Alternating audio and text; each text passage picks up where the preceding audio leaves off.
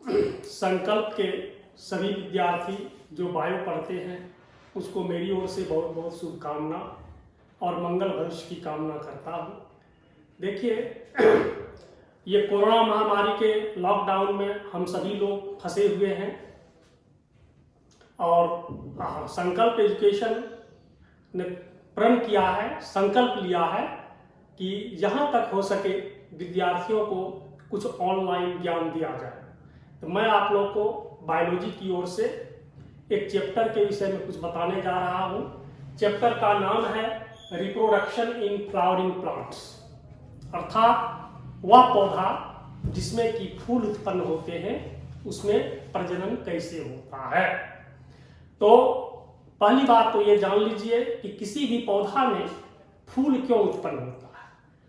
चूंकि उस पौधे का फूल ही, फ्लावर ही उसका सेक्सुअल रिप्रोडक्टिव पार्ट होता है। तो जिस पौधे में फूल उत्पन्न होते हैं उसे फ्लावरिंग प्लांट कहते हैं और वह प्लांट अपने फ्लावर के द्वारा ही सेक्सुअल रिप्रोडक्शन करता है। तो इसलिए हम लोग कह सकते हैं कि फ्लावर प्लांट का सेक्सुअल रिप्रोडक्टिव पार्ट है। इसे मॉडिफाइड शूट भी कहते हैं। कहिए क्यों, कैसे हम मानेंगे? तो चूंकि इसमें दो प्रक्रिया होती है सेक्सुअल रिप्रोडक्शन का। पहला है पॉलिनेशन, परागन, फिर उसमें फर्टिलाइजेशन यानी निषेचन होता है। तत्पश्चात बाद में फल यानी फ्रूट और उसके अंदर में सीड का निर्माण होता है। सीड ही फिर से अंकुरित होकर के जर्मिनेशन द्वारा नया प्लांट उत्पन्न करता है। तो इसीलिए फ्लावर जो है प्लांट का, फ्लावरिंग प्लांट का सेक्सुअल रिप्रोडक्टिव पार्ट कहलाता है। अब रही बात, इसमें सेक्सुअल रिप्रोडक्शन के लिए मुख्यतः कौन कौन से अंग पाए जाते हैं। तो देखिए, मैं आपको फिगर में दिखा रहा हूं। तो इसमें आप देखेंगे कि डंठल के ऊपर में एक प्यालानुमा संरचना पाया जाता है जिसको कि हम लोग थैलामस कहते हैं। थैलामस के ठीक बीच में एक फ्लास्क की आकृति का लगभग संरचना पाई जाती है जो इसका फ्लावर का फीमेल पार्ट मादा जनन अंग कहलाता है, उसको गाइनेशियम कहते हैं। और गाइनेशियम के एक इकाई को पिस्टिल कहा जाता है। फिर आप देख रहे हैं कि पिस्टिल के दोनों साइड में हमने फिगर में बनाया है ये दो संरचना जो फ्लावर का मेल रिप्रोडक्टिव पार्ट है, नर जनन भाग है। इसको एंड्रोसियम कहते हैं और एंड्रोसियम के एक इकाई को स्टामेन कहते हैं। और स्टामेन जो है वह नर जनन भाग है। यह मेल गैमेट जिसको कि पॉलन कहते हैं वही उत्पन्न करता है। अब रही बात कि किसी भी प्लांट में फूल क्यों बनते हैं, कैसे बनते हैं। तो देखिए, प्लांट में एक खास टहनी होता है, उस टहनी को, उस सूट को कहा जाता है फ्लावर एक्सिस और उसी से फूल उत्पन्न होते हैं। फूल को उत्पन्न करने के लिए, फ्लावर को प्रोड्यूस करने के लिए प्लांट के ओल्ड लीफ से, पुराने पत्ता से एक खास प्रकार का हार्मोन उत्पन्न होता है जिसको फ्लोरिजेन कहते हैं। तो यही फ्लोरिजेन हार्मोन जो होता है वह फूल उत्पन्न करने के लिए रिस्पॉन्सिबल होता है, जिम्मेवार होता है। अब इस फ्लोरिजेन का निर्माण ओल्ड लीफ में पाए जाने वाले खास प्रकार के पिगमेंट से होता है। उस पिगमेंट का नाम होता है फाइटोक्रोम। अब यहां पर हम लोग देखते हैं स्टामेन में दो भाग होता है, एंथर और फिलामेन। इसको कहते हैं लोग फिलामेन। तो स्टामेन में एंथर जो होता है वही इसका फर्टाइल भाग होता है, यानी डायरेक्ट यही जनन में भाग लेता है, अर्थात यही एंथर ही पोलन का निर्माण करता है।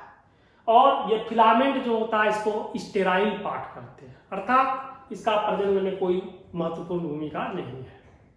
अब है कि एक एंथर बाइलोब्ड होता है, यानी दो लोब में बटा रहता है।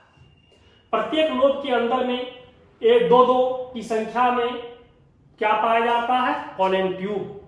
और पोलन ट्यूब को ही माइक्रोस्पोरेंजियम कहते हैं। इस तरह से एक एंथर में टोटल 4 पोलन ट्यूब होते हैं। अब रही बात कि पोलन ट्यूब का निर्माण कैसे होता है, पोलन ट्यूब का निर्माण किस तरह से होता है। अब है क्या कि यदि हम लोग एंथर का अगर भाग को काट देंगे तो इस तरह से हमको टोटल 4 ट्यूब स्पष्ट दिखाई पड़ता है। और इसका हम लोग तब एक पोलन ट्यूब का विस्तृत संरचना देखते हैं तो पाते हैं क्या कि इसमें टिश्यू के 4 लेयर पाए जाते हैं, जिसका नाम एपिडर्मिस, एंडोथेलियम, टैपेटम और स्पोरोजिनस लेयर होता है। एपिडर्मिस और एंडोथेलियम यह एक सुरक्षात्मक आवरण है, प्रोटेक्टिव लेयर है। टैपेटम मुख्य रूप से न्यूट्रिटिव लेयर कहलाता है, यह पोषण में महत्वपूर्ण भूमिका अदा करता है। अब रही बात कि टैपेटम का सेल जो होता है वह मल्टी न्यूक्लिएटेड होता है।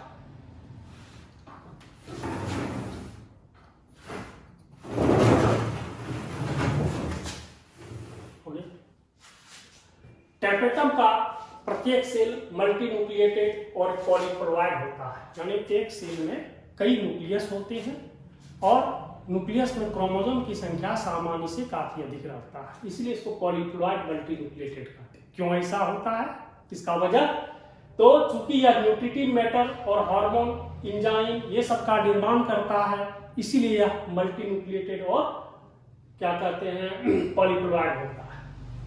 इसका जो स्पोरोजिनस लेयर होता है वही स्पोरोजिनस लेयर का सेल पोलन का निर्माण करता है। तो हम लोग फिगर में देख रहे हैं, ये है टीएस ऑफ एंथर, एंथर का ट्रांसवर्स सेक्शन। इसमें 1 2 3 4 पोलन ट्यूब चारों कॉर्नर पर आपको दिखाई पड़ रहा है और बीच में ये सभी ट्यूब के बीच में ये जो पाया जाता है टिश्यू, ये स्टेराइल टिश्यू कहलाता है। अब देखिए स्पष्ट फिगर में कि इसमें पोलन ट्यूब में 1 2 3 4 लेयर स्पष्ट दिखाई पड़ रहा है टिश्यू का। पहला है एपिडर्मिस, सेकंड है एंडोथेलियम, थर्ड है टैपेटम और फोर्थ जो सबसे बीच में अंदर में है उसको कहते हैं स्पोरोजिनस लेयर। अब रही बात कि टैपेटम का कार्य क्या है, तो टैपेटम के कई कार्य हैं। तो सबसे पहला इसका कार्य होता है यह पोलन निर्माण के लिए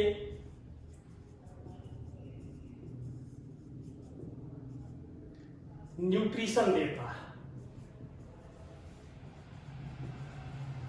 दूसरा कार्य है यह कैलेज एंजाइम उत्पन्न करता है।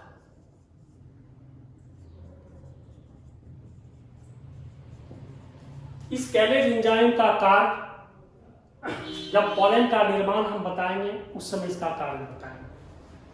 तीसरा है यह IAA इंडोल एसिटिक एसिड नामक हार्मोन उत्पन्न करता है। इसका और कार्य है कि यह पोलन के बाहरी आवरण एक्जीन का निर्माण करता है।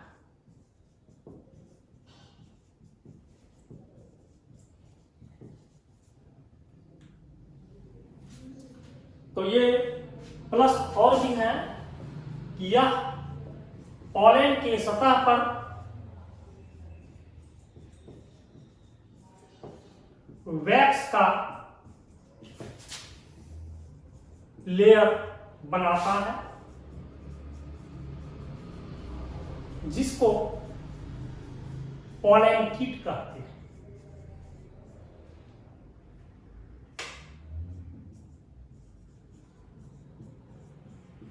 यही प्रमुख कार्य है टैपेटम लेयर का। तो कभी कभी यह क्वेश्चन पूछ देता है कि एंथर के टैपेटम लेयर का प्रमुख कार्यों को लिखें, तो आप लोग इतना लिखेंगे। कभी कभी फिगर बनाने के लिए पूछ देता है कि एंथर का टीएस का फिगर बना दें, तो इस तरह का फिगर आप परीक्षा में बना सकते हैं। तो आज आप लोग को हम यहीं तक जानकारी देते हैं, फिर अगले दिन इसके आगे की बात बताएंगे।